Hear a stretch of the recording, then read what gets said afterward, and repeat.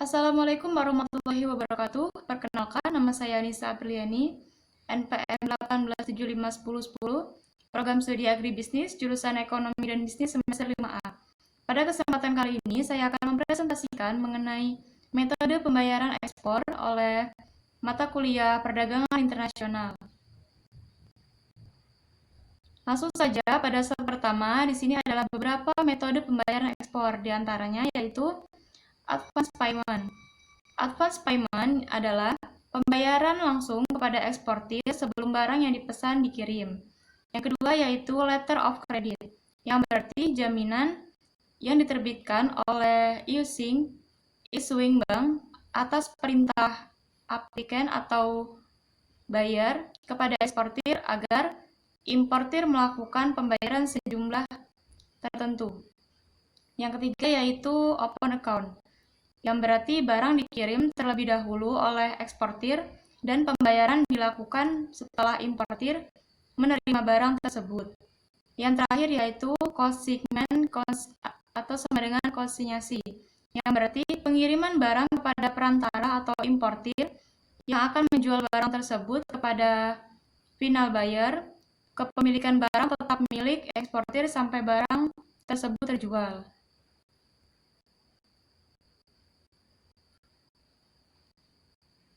Selanjutnya yaitu adalah Letter of Credit atau LC. Tujuan penggunaan LC adalah untuk memberikan jaminan atau keamanan bagi eksportir untuk mendapatkan pembayaran atas barang yang dijual. Sedangkan bagi importir memberikan jaminan bahwa banknya atau issuing bank tidak akan melakukan pembayaran sebelum persyaratan yang ditentukan dalam L atau C dipenuhi. L atau C yang dikirim oleh opening bank kepada koresponden bank biasanya berbentuk surat atau mail L atau C, telex atau kabel L atau C, SWIFT atau the Society of Worldwide Interbank Financial Telecommunication. Bukaan L atau C, hal-hal yang perlu diperhatikan oleh importir opening bank kepada aplikasi pembukaan letter of credit, yaitu diantaranya ada nama jelas dan alamat eksportir, jumlah dan valuta atau jenis mata uang, jenis L atau C apakah revocable, apakah L atau C tersebut akan diselesaikan dengan cara pembayaran, akseptasi atau negosiasi, kemudian atas siapa wesel akan ditarik dan bagaimana tenor draft tersebut. Kemudian uraian singkat dari barang-barang yang akan diimpor akan termasuk jumlah dan harga per unit jika ada. Syarat-syarat penyerahan barang dalam kondisi VOB, CVR, CEV, dan sebagainya. Perincian dokumen-dokumen yang diminta. Nama pelabuhan pemuat dan pelabuhan tujuan. Kemudian transhipment atau pindah kapal diperbolehkan atau tidak. Pengapalan sebagian, partial shipment diperbolehkan atau tidak, kemudian tanggal pengapalan terakhir, kemudian tanggal jatuh tempo, kemudian jangka waktu penyerahan, kemudian ada apakah L atau C akan disampaikan per surat, mail, telex, atau kabel, atau SWIFT. Kemudian yang terakhir adalah pernyataan tunduk pada syarat-syarat umum bank untuk penerbitan L atau C di luar Indonesia. Selanjutnya yaitu adalah pihak-pihak yang terlibat dalam L atau C. Di sini adalah pihak-pihak yang terlibat secara langsung. Di antaranya yaitu ada pembeli atau importir. Pembeli atau importir di sini disebut juga buyer. Pihak yang memohon pembukaan L atau C dari bank. Kemudian selanjutnya ada penjual atau eksportir, disebut juga seller. Pihak kepada siapa L atau C diterbitkan atau dipergunakan. Kemudian selanjutnya ada bank pembuka. atau penerbit L atau C. Di sini adalah disebut juga opening bank atau issuing bank. Bank pembeli yang membuka atau menerbitkan L atau C biasanya dimulai perantaraan bank di negara beneficiary. Selanjutnya yaitu ada bank penerus atau bank penerus L atau C, yaitu disebut juga sellers bank. Bank yang memberitahukan atau meneruskan L atau C dan menegaskan kebenaran autentikasi dari LC tersebut pada eksportir tanpa disertai kewajiban lain. Selanjutnya yaitu ada bank yang menegaskan atau menjamin pembayaran atas L atau C. Disebut juga confirming bank. Bank kedua biasanya phishing bank yang bertindak sebagai confirming bank, yakni menegaskan kepada beneficiary atau eksportir bahwasannya L atau C tersebut otentik. Dan bila mana importir atau opening bank tidak melakukan pembayaran, maka bank kedua ini akan membayarnya. Selanjutnya yaitu ada bank pembayar, disebut juga paying bank. Bank yang namanya disebut dalam L atau C sebagai pihak yang melakukan pembayaran kepada beneficiary atau eksportir asalkan dokumen-dokumen sesuai dengan syarat-syarat L atau C. Selanjutnya yaitu bank yang menegosiasi, disebut juga negotiating bank. Bank biasanya namanya tidak disebut dalam L atau C yang menyetujui untuk membeli vessel. Eksportir dapat menegosiasi vesselnya kepada bank lain yang berbeda dari paying bank. Kemudian selanjutnya ada bank yang diminta mengganti pembayaran atau mereimburse, disebut juga reimbursing bank. Bila mana antar bank tersebut, eksportir dan bank importir tidak ada hubungan rekening, maka untuk penyelesaian pembayaran biasanya ditunjuk bank ketiga yang disebut reimbursing bank.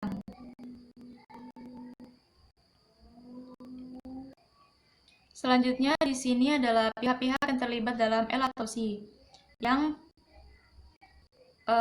di sini adalah pihak-pihak yang tidak terlibat secara langsung. Bila mana yang tadi di slide sebelumnya adalah pihak yang terlibat secara langsung. Yang di sini adalah yang selanjutnya adalah yang tidak terlibat. Beberapa di antaranya yaitu ada perusahaan atau maskapai pelayaran atau perkapalan. Di sini menerima barang-barang dagangan dari shipper atau eksportir dan mengatur pengangkutan barang-barang tersebut. Kemudian ada bea dan cukai atau pabean. Bagi importir, bertindak sebagai agen akan memberikan izin untuk pelepasan barang-barang bila mana ketentuan-ketentuan pabean telah dipenuhi. Kemudian selanjutnya ada perusahaan asuransi yang mengasuransi barang-barang yang dikapalkan sesuai nilai yang disyaratkan, yang mengeluarkan sertifikat atau polis asuransi untuk menutup risiko yang dikehendaki. Kemudian selanjutnya ada badan-badan pemeriksa, yaitu adalah yang ditunjuk pemerintah yang berwenang dalam pemeriksaan mutu, jenis, jumlah barang tersebut. Kemudian yang terakhir adalah badan-badan penelitian lainnya yang ditunjuk pemerintah untuk mengeluarkan surat keterangan atau sertifikat lainnya bagi barang yang diperlukan. Selanjutnya adalah tata cara memahami syarat dan kondisi L atau C. Kriteria-kriteria pokoknya yaitu autentik L atau C. Bila mana L atau C dibuka dengan surat, periksa apakah tanda tangan pejabat dalam L atau C tersebut telah cocok dengan spesimen dan spesimen yang masih berlaku dan dapat diterima oleh opening bank. Selanjutnya adalah bila mana LC dibuka dengan telex atau kawat, periksa angka tesnya apakah betul atau tidak. Selanjutnya, bila mana L-C dibuka dengan Swift, apakah ada pertanyaan? Out atau oke? Selanjutnya yaitu ada applicant. Applicant ini adalah apakah nama dan alamat lengkap importir telah tercantum dengan benar. Selanjutnya yaitu ada issuing bank. Apakah alamat dan nama issuing bank telah tercantum dengan benar? Selanjutnya yaitu date of issued. Apakah tercantum secara lengkap tanggal, bulan, dan tahun penerbitan L atau C? Selanjutnya adalah date and place of expire. Apakah jatuh tempo L atau C telah dicantumkan pada tanggal, bulan, dan tahunnya secara lengkap? Apakah telah dicantumkan pula nama kotanya di mana LC yang bersangkutan berlaku? Bila jatuh temponya pada hari libur, maka diperpanjang sampai hari kerja pertama berikutnya. Selanjutnya yaitu transferable credit. Maksudnya adalah apakah ditransfer kepada beneficiary kedua disebutkan secara jelas, diperkenankan atau tidak diperkenankan. Selanjutnya adalah confirmation. Apakah saat L atau C diteruskan kepada beneficiary diperlukan adanya tambahan konfirmasi atau tidak? Dan apakah dalam LC tersebut adakah tercantum atau tidak? Selanjutnya yaitu adalah amount, yang berarti apakah angka dan huruf dicantumkan, kode mata uangnya bagaimana, toleransi amountnya seperti apa, tidak boleh lebih atau tidak boleh kurang. Nah, selanjutnya adalah availability, yang berarti apakah L atau C telah menunjukkan bank yang dikuasakan untuk membayar atau untuk mengakses wesel untuk menegosiasi, kecuali jika L atau C memperkenankan negosiasi dokumen oleh setiap bank. Selanjutnya yaitu adalah draft. Drafts ditarik atas pemohon kredit, pembuka kredit atau pengembang, atau bank pembayar yang ditunjuk atau paying bank. Bila draft ditarik pada applicant, maka draft tersebut akan dianggap sebagai dokumen tambahan. Kemudian selanjutnya adalah partial shipment dan transshipment. Allowed atau not allowed atau prohibited. Selanjutnya adalah insurance. Apakah ditutup oleh applicant atau beneficiary? Kemudian selanjutnya ada transport details, yang berarti port of loading, port of destination, dan last shipment date. Apakah telah dicantumkan dalam L atau C atau belum? Selanjutnya ada description of good. Dibuat secara ringkas dan jelas, tidak berlebihan. Kemudian selanjutnya trade terms. Apakah telah memuat syarat penyerahan barang, misal seperti CIV, CFR, kemudian ada FOB. Dan yang terakhir adalah presentation period. Beberapa hari setelah tanggal pengapalan, dokumen-dokumen tersebut harus dipresentasikan ke bank. Apabila tidak menetapkan jangka waktu, maka menurut pasal dengan sendirinya berlaku 21 hari.